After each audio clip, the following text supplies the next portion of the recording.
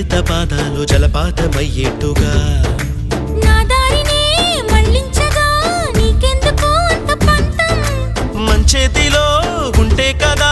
ప్రేమించడం మానటం